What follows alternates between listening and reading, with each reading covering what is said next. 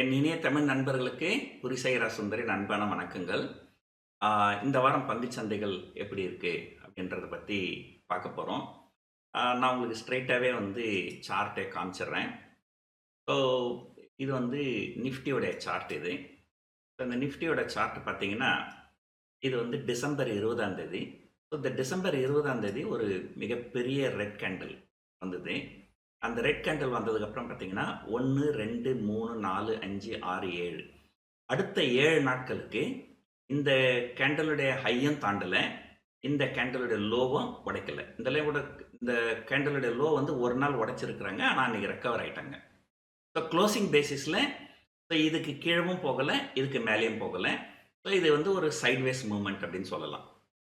So ஒரு பெரிய red candle வந்துருச்சுன்னா அதுக்கப்புறம் மார்க்கெட் வந்து கோஸ் ஃபார் கன்சாலிடேஷன் மோட். அதுக்கப்புறம் இது என்ன இருக்கு? வியாழக்கிழமை ஜனவரி 2ஆம் தேதி ஒரு பெரிய கிரீன் கேண்டில் வந்து இந்த ஒரு பெரிய கிரீன் கேண்டில் வந்த உடனே அடுத்த நாள் பார்த்தீங்கன்னா க்ளோசிங் வந்து இதுக்கு மேலேயும் க்ளோஸ் ஆகலை, இதுக்கு கீழவும் க்ளோஸ் ஆகலை. கொஞ்சம் மார்க்கெட் வந்து ஒரு கிட்டத்தட்ட ஆஃப் ஆஃப் த கெயின் வந்து வைப் ஆகும். ஸோ இப்போ கேள்வி என்னன்னா, ஒரு பெரிய ரெட் கேண்டலுக்கு அப்புறம் ஒரு 7 நாட்களுக்கு அது சைட்வேஸில் போன மாதிரி ஒரு பெரிய கிரீன் கேண்டலுக்கு அப்புறம் ஒரு அடுத்த 7-8 நாளைக்கு மார்க்கெட் வந்து சைட்வேஸில் போகுமா? ஸோ இதுக்கு மேலேயும் க்ளோஸ் ஆகாமல், இதுக்கு கீழும் க்ளோஸ் ஆகாமல் ட்ரெண்ட் நடக்குமா அப்படின்றது ஒரு பெரிய கேள்வி. ஏறக்குறைய எனக்கு தெரிஞ்சு அதுதான் நடக்கும் அப்படின்னு தோணுது. பார்ப்போம் அது என்ன நடக்க போகுது அப்படின்றது. இது வந்து நிஃப்டி தான். இதே நீங்கள் பேங்க் நிஃப்டி பார்த்தீங்கன்னா, பாருங்கள் பேங்க் நிஃப்டி வியாழக்கிழமை வந்து ஒரு பெரிய கிரீன் கேண்டில் வந்தது. ஆனால் வெள்ளிக்கிழமை பாருங்கள், வியாழக்கிழமை எவ்வளோ கெயின் இருந்ததோ அதை விட அதிகமான லாஸ். குறிப்பாக வந்து ஹெச்டிஎஃப்சி பேங்க்கும் ஐசிஐசிஐ பேங்க்கும் ரொம்ப ரொம்ப வீக்காக இருக்குது. ஸோ அது எதனால் அப்படின்றது தெரில. ஸோ பேங்க் நிஃப்டி ரொம்ப வீக்காக இருக்குது, ஐடி ஸ்டாக்ஸ் ரொம்ப வீக்காக இருக்குது. இன்ஃபேக்ட் நீ வெள்ளிக்கிழமை பார்த்தீங்கன்னா வெறும் ரிலையன்ஸ் இண்டஸ்ட்ரீஸ் ஒரு 1,00,000 கோடி மதிப்புள்ள ரியல் எஸ்டேட் டீல் வந்து 2,500 கோடியில் முடிச்சிருக்கிறாங்க. அது எல்லாமே ஷேடி டீல் தான், அது எல்லாருக்குமே தெரியும். ஸோ அதனால் வந்து ரிலையன்ஸ் வந்து எனிவே வந்து லாங் டேர்மில் நல்லா தான் இருக்கும். ஏன்னு சொன்னால் அவங்க இன்னும் நிறைய ஃபயர் பவர் வச்சுருக்கிறாங்க. ஸோ ஒரு வேளை இன்னும் கொஞ்சம் கீழே போச்சுன்னா உடனே வந்து ரிலையன்ஸ் ஜியோ ஐபிஓன்னுவாங்க. இன்னும் கொஞ்சம் கீழே போச்சுன்னா ரிலையன்ஸ் ரீட்டைல் வந்து ஐபிஓ வருவாங்க.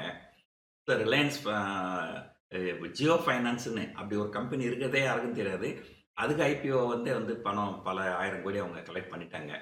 அது இல்லாமல் இப்போ தான் ஐபிஓலாம் வந்து ஐபிஓ அப்ளை பண்ணுறதுக்குன்னே நிறைய பேர் தயாராக இருக்கிறாங்க, எந்த ரேட்டாக இருந்தாலும் பரவாயில்லன்னு சொல்லி.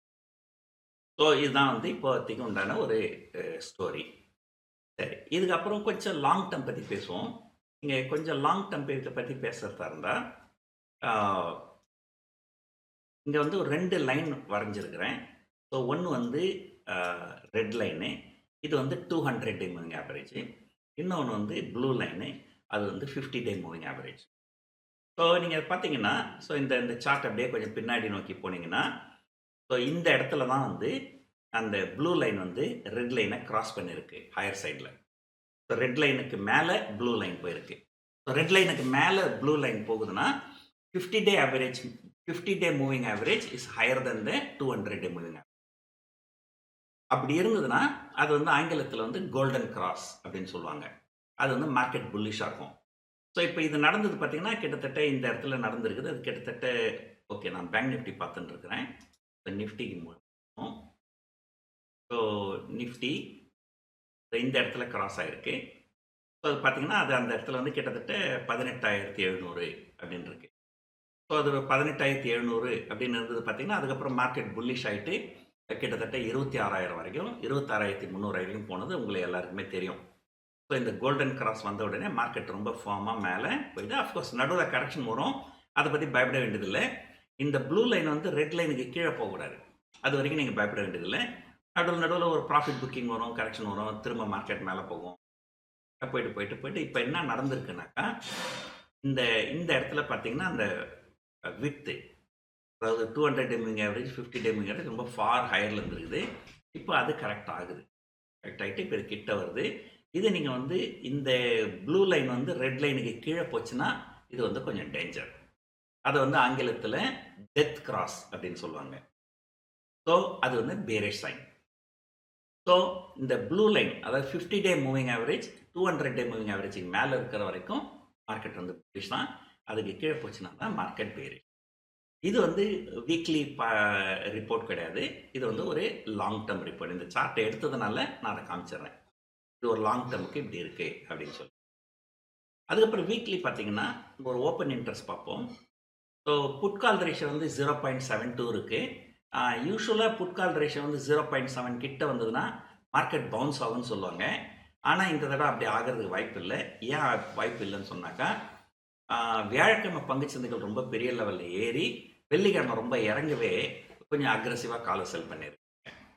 ஸோ அதனால் வந்து ஒரு டேட்டா நம்ம அதை அப்படியே எடுத்துக்கின்னு எல்லா காலகட்டத்திலையும் நம்ம அதை அப்ளை பண்ண முடியாது. மேக்ஸ் பெயின் வந்து 24,000 இருக்குது. நீங்கள் பார்த்தீங்கன்னா 24,000 தான் வந்து ரெட்டு வந்து புட்டு, க்ரீன் வந்து காலு.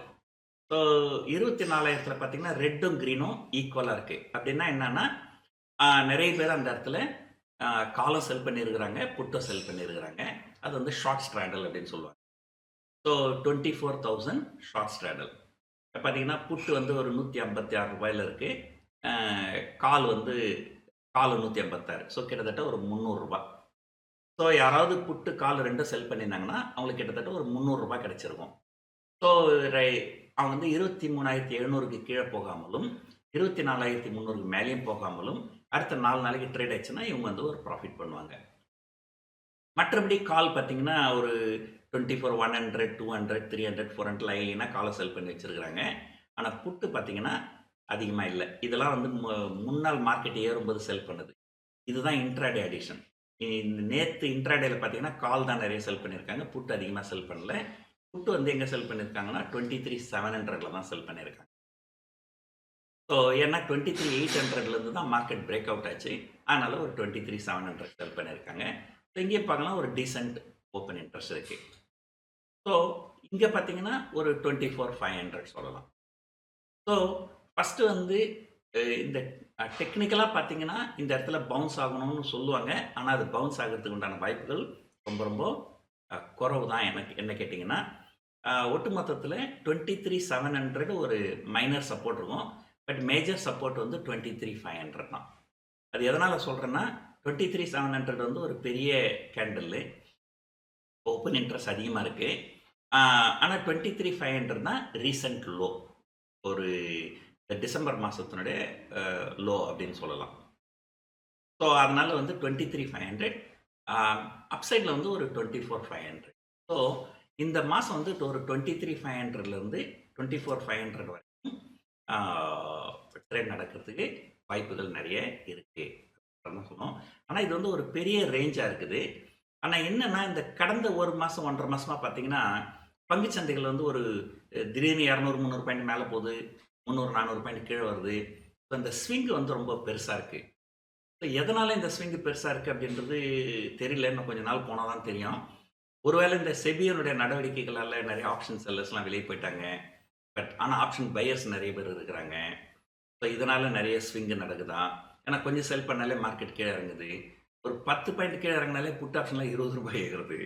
ஸோ இதெல்லாம் ரொம்ப அன்யூஷுவல் பிஹேவியர்லாம் நிறைய நடக்குது.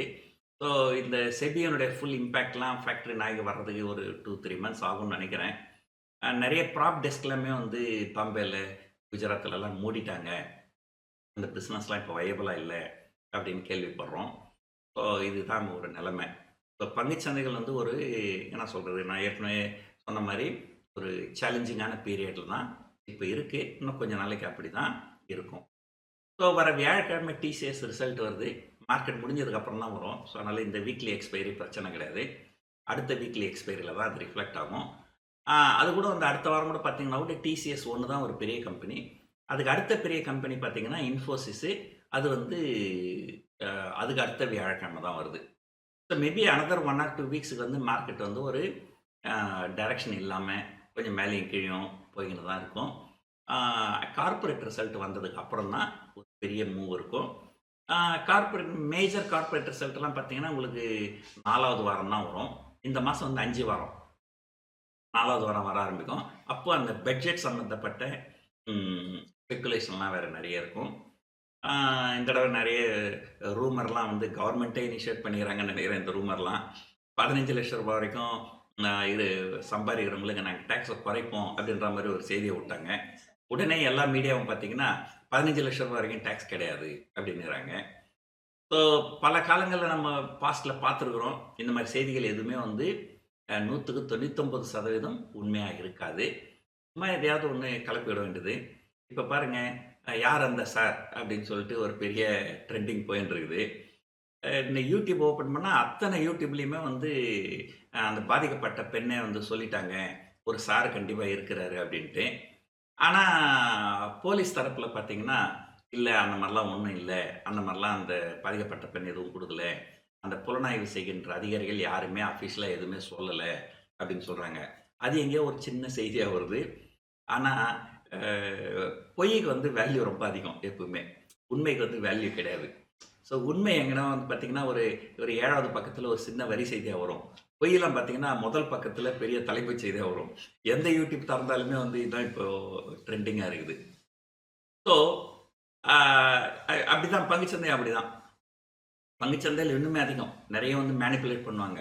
ஒரு உதாரணத்துக்கு பார்த்தீங்கன்னா, கிறிஸ்மஸ் சமயத்தில ஒரு செய்தி வருது ஒரு சேனல்ல.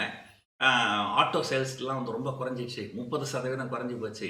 அப்படி இப்படின்ட்டு எல்லா ஆட்டோ ஸ்டாக்ஸ் போட்டு அடிச்சாங்க.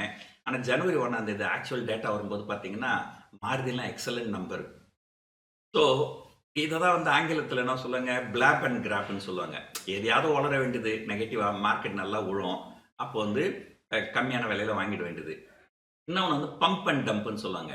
பாருங்க ரூ. 15,00,000 வரைக்கும் டாக்ஸ் கிடையாது அப்படின்னு சொன்னா, உடனே உடனே எல்லாரும் மார்க்கெட்ல மேல ஏத்தி விட்டாங்கன்னு வச்சுக்கங்களேன், இவன் போய் வித்துருவான். ஸோ இதுக்கு வந்து பம்ப் அண்ட் டம்ப்ன்னு சொல்லுவாங்க. So flop and crap, pump and dump இதெல்லாம் வந்து ரொம்ப சர்வசாதாரணமா பங்குச் சந்தையில டே டு டே பேசிஸ்ல நடக்கும். ஸோ அதனால தான் எப்பவுமே வந்து அந்த தனி ஒருவன் அப்படின்னு ஒரு படம் பார்த்துருப்பீங்க. அந்த படத்துல வரும். நீங்க பார்க்குற எதுவுமே உண்மை கிடையாது. இது எல்லாமே வந்து பின்னாடி ஏதோ ஒரு பெரிய விஷயம் நடக்கப்போது, அதுக்கு உண்டான ஒரு ஃப்ரண்ட் தான் இது. ஸோ ஏறக்குறைய அப்படிதான் வந்து நீங்க வந்து எடுத்துக்கணும். ஸோ எந்த யூடியூபா இருந்தாலும், எந்த அ அரசாங்கம் சம்மந்தப்பட்ட செய்தியா இருந்தாலும், அஃபிஷியலா வர வரைக்கும் நீங்க நம்பாதீங்க. ஸோ அஃபிஷியலா வராத வரைக்கும், அது கிட்டத்தட்ட 99% பொய்யான தகவல்களா தான் இருக்கும். ஆ ரூ. 15,00,000 இன்கம் டாக்ஸ் வேண்டாம் அப்படின்னு சொல்ற அளவுக்கு நிர்மலா சீதாராமன் அவ்வளோ நல்லவங்களா? அது எனக்கு தெரியல. அது நமக்கு பிப்ரவரி 1ஆம் தேதி தான் தெரியும். இந்த வீடியோ உங்களுக்கு ரொம்ப பிடிச்சிருக்கும்னு நெனைக்கிறேன். இந்த வீடியோவ இவ்வளோ நேரம் பார்த்ததுக்கு நன்றி. வணக்கம்.